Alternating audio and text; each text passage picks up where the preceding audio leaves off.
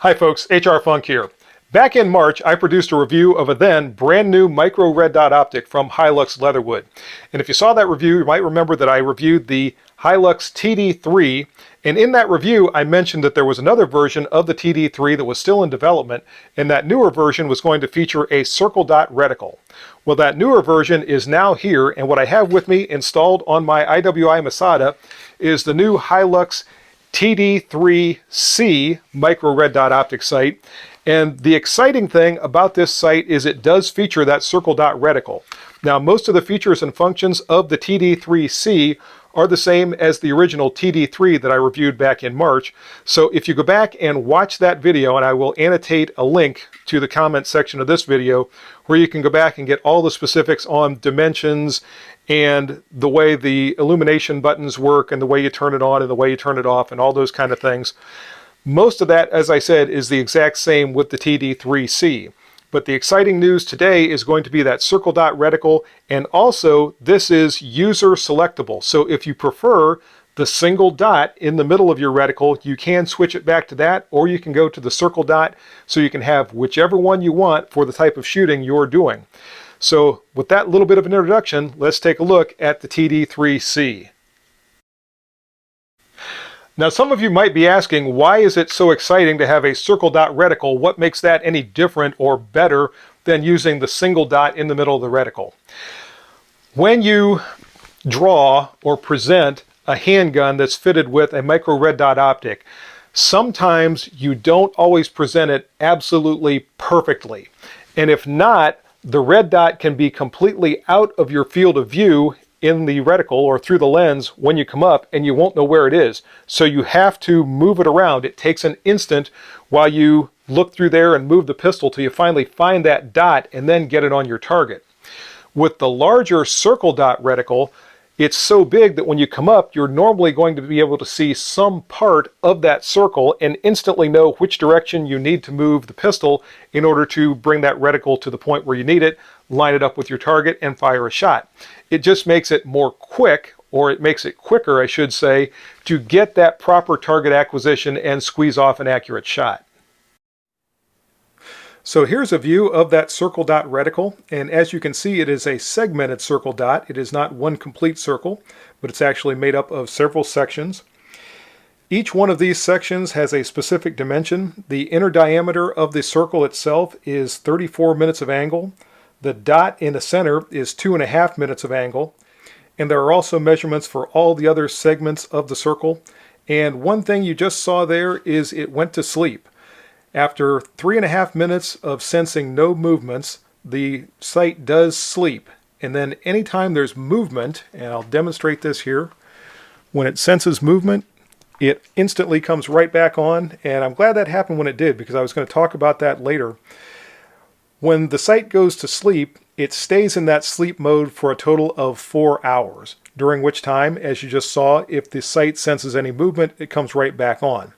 After that 4-hour time limit expires, then the sight completely powers down, and you have to turn it back on using one of the buttons on the side with a quick push and release action.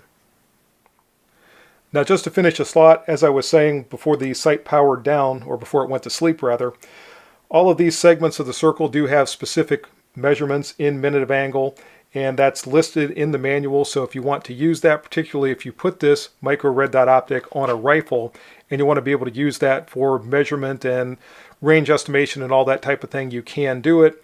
When it's mounted to a handgun, as we have here, that really doesn't quite come into play.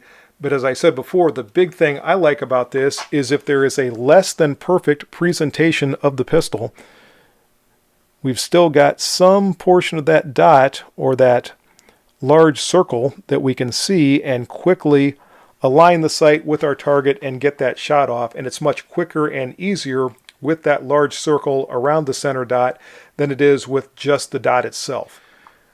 Now, something else that I want to demonstrate is the user's ability to select the reticle that he or she wants to use. As I mentioned, this can be changed, and I'll show you a side view of the sight in a little bit. But there are two buttons on the side. There is a plus and a minus button on the side, which typically are used to increase or decrease the illumination for the reticle. But if you push and hold both of them simultaneously, and I'm going to try to do this without moving it too much,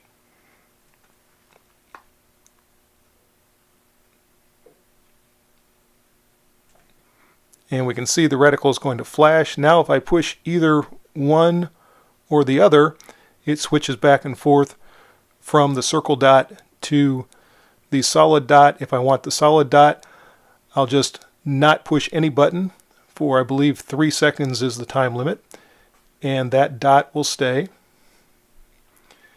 as we can see there.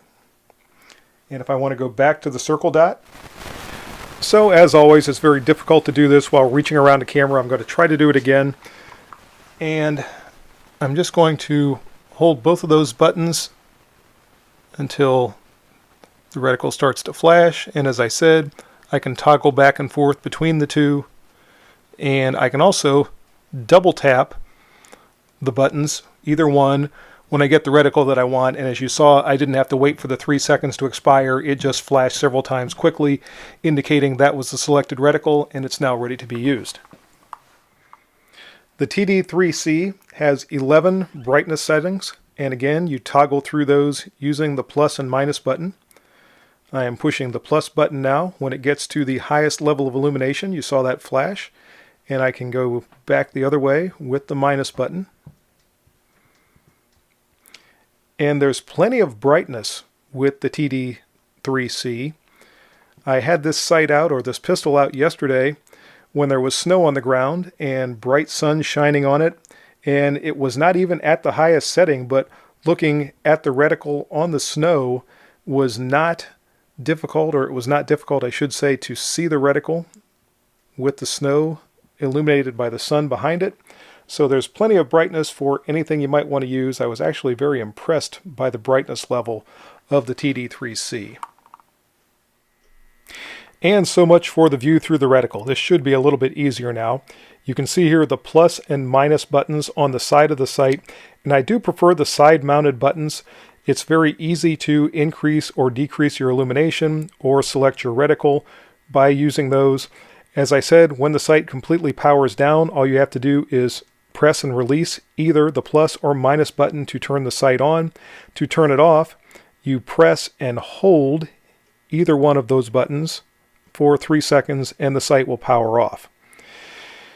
With the illumination buttons on the side, as they are here, that also solves another problem that I have with one of my other micro red dots. With that one, the illumination button is on the top. And when I change the illumination, my finger is in front of the projector that emits the reticle onto the lens. So I cannot see exactly what the reticle looks like or what the illumination setting looks like until I move my finger, and then I have to go back and forth changing it that way. On the side, all that is done away with. It's very convenient and easy to change the illumination, select the reticle, or whatever you might be doing. On this side of the sight, we can see the battery compartment. Again, very convenient, unlike some sites where you have to completely dismount the sight to change the battery. All you have to do is remove these 2 little screws. The battery fits into a tray, which you can slide out of the sight and change it. This is a common CR2032 battery that's used by the sight. So very quick, very convenient, and very easy to change that battery when the need comes around. Speaking of which, the battery life is estimated to be 50,000 hours, which, if you do the math, comes out to more than 5 years for each battery at a medium setting. Now, I would not recommend waiting for 5 years, and I'm not going to turn the sight on and wait for 50,000 hours to tick by to make sure that it really does last that long. But if you change your battery annually, you shouldn't have any problem as far as having a dead battery when you need your sight. Also from this view, we can see the elevation and windage adjustment screws. And I zeroed this sight today. It is very easy to zero. Each one of the indicator marks on the sight for windage and elevation are graduated in 1 minute of angle increments. And I had really no trouble whatsoever with the zeroing. In fact, when I started out, I started from 30 feet with the pistol, and the elevation was almost perfect. In fact, when I got all the way back to 25 yards, that was the only time I made an elevation adjustment, and I think I came up 6 1 minute of angle clicks from 25 yards. For the windage, it was slightly off to the right, But again, I think I went 9 clicks left, and that was all that it took to zero the sight. And it has held zero. At this point, I've put close to 100 rounds through the pistol with this sight mounted, and I have not had any issues as far as losing zero or anything else like that. Now, as I said in my review of the original TD3, it has the same mounting footprint as the Trijicon RMR. So anything that will take the Trijicon sight should take the TD3 or the TD-3C without any problems whatsoever. But if you are mounting it on a Masada, as I have here, which has this mounting plate, I did run into an issue when I was mounting the original TD3 sight. And I have a video that details exactly what that issue was and how I solved it. The solution was very simple, very easy, and very inexpensive. And it basically involved buying those 2 screws right there, each of which cost me about 30 cents. When the TD3C sight came, I simply used those exact same 2 screws, screwed them down in, and the mounting was really done at that point. I put a little bit of Loctite on each screw to hold them, and there's not been any issue whatsoever. One other thing you can see with this view is that if you want backup iron sights, you will have to go with suppressor height sights, which is pretty common for most any micro red dot optic that you mount to your pistol. That is definitely true for the Masada. Fortunately, there are a lot of suppressor height sights that you can get for many different models. I really don't know if the Masada has one or not, but I'm also not too terribly worried about it.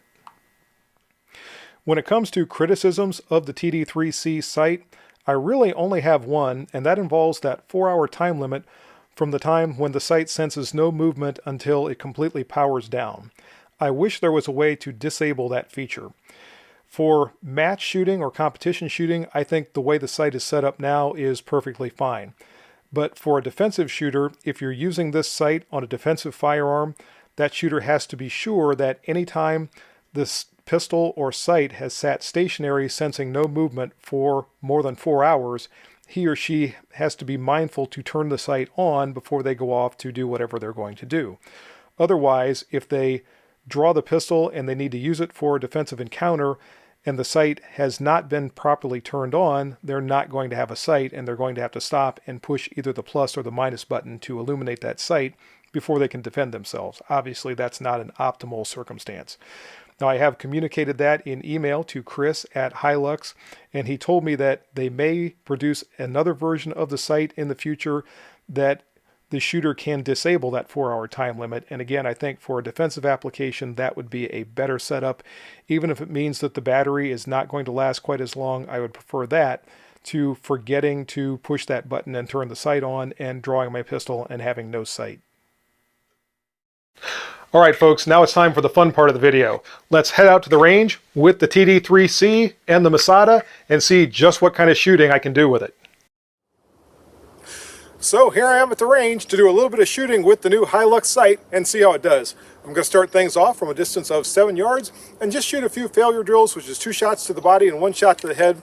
And this is in rapid succession, and I'm looking at the target transition as I go from the body to the head and how quickly I can pick up that segmented reticle. So this should be fun. Let's see how it goes.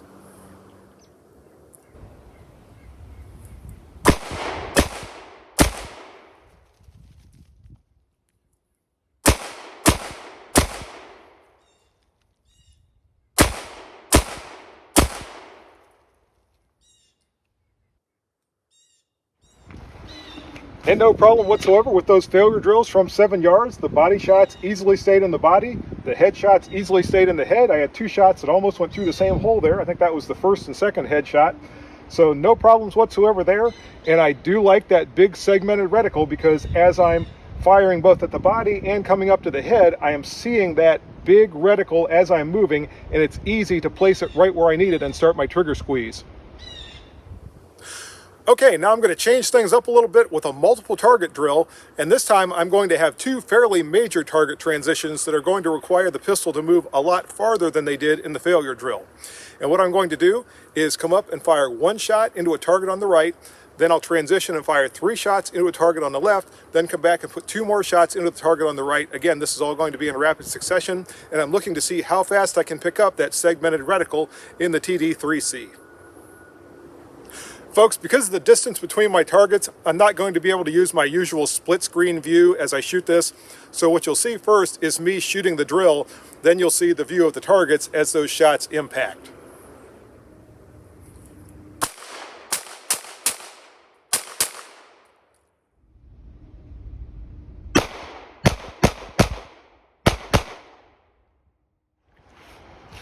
So no problem at all with that multiple target drill. I've got 3 good body shots here. Pulled one shot just a little bit low, but I've got a good heart shot, a good lung shot. Over here I've got one that clipped the aorta, one just below the heart, and I pulled another one a little bit low. Those low shots are certainly me. They're not a result or anything to do with the sight or the pistol itself. So no problem whatsoever with those. And if I didn't say before, that was from a distance of 15 feet. So now let's go on and try something else. So how about some shooting that requires a little bit more precision? This time I'm going to be firing from a distance of 15 feet at my hostage taker swinger target, and we'll see how the TD-3C does with that.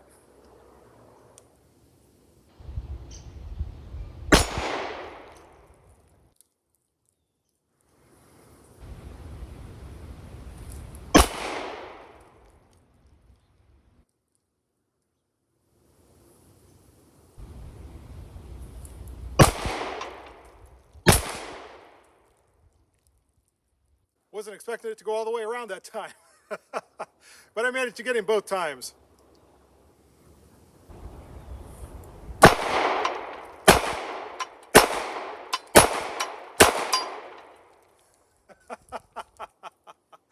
I'd say that's precise enough. I'm not sure how many shots that was, folks, 9 or 10, somewhere in that neighborhood. And all of them were just snap shooting, starting in the low ready and coming up. And as quickly as I could acquire the sight, I was squeezing the trigger. All of them hit only the hostage taker. I think my very first one might have made the hostage a little bit nervous, but the shots are only on the hostage taker, not on the hostage. So that's a pretty good level of precision with that new sight. All right, folks, I can hear you out there. Does that new Hilux sight make you a 20-foot tack driver? Well, I'm itching to find out myself, so let's give it a try.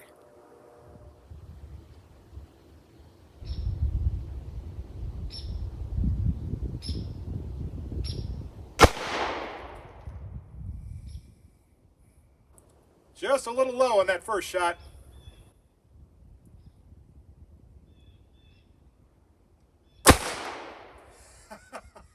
Yes, the TD-3C on the Masada is a tack driver. Folks, I'm pretty impressed. I like that new reticle, I like this sight, and I like the way it allows me to shoot. So now let's head back to the shop and finish things up. So a couple of things before I wrap it up here, folks. First off, when I zeroed the TD-3C, I zeroed it at a distance of 25 yards. So what that meant is when I made the tack shot, I had to actually aim over top of the tack. I had to guesstimate about how far to hold over, because just as the situation you have with some rifles when you have a sight mounted high over the bore axis, the same exact condition exists with this pistol and the TD-3C. So if you're shooting at a closer distance than you have zeroed the sight, you do have to be mindful that your point of impact is going to be different. So you have to be aware of that if you're taking that precise shot at a distance different than the distance where you zeroed the sight. Otherwise, the sight really worked very, very well. I like this sight. I like that big circle dot reticle. It's very easy to pick up. My eye catches it quickly.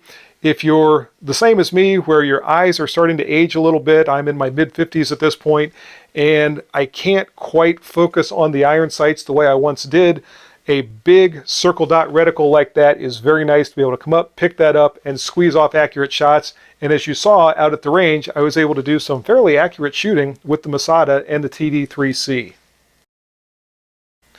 And that's the video for today. I hope you enjoyed it. If you have any questions or comments, as always, make sure you forward those to me. Remember, if you purchase anything from Optics Planet, be sure to use my discount code, which is...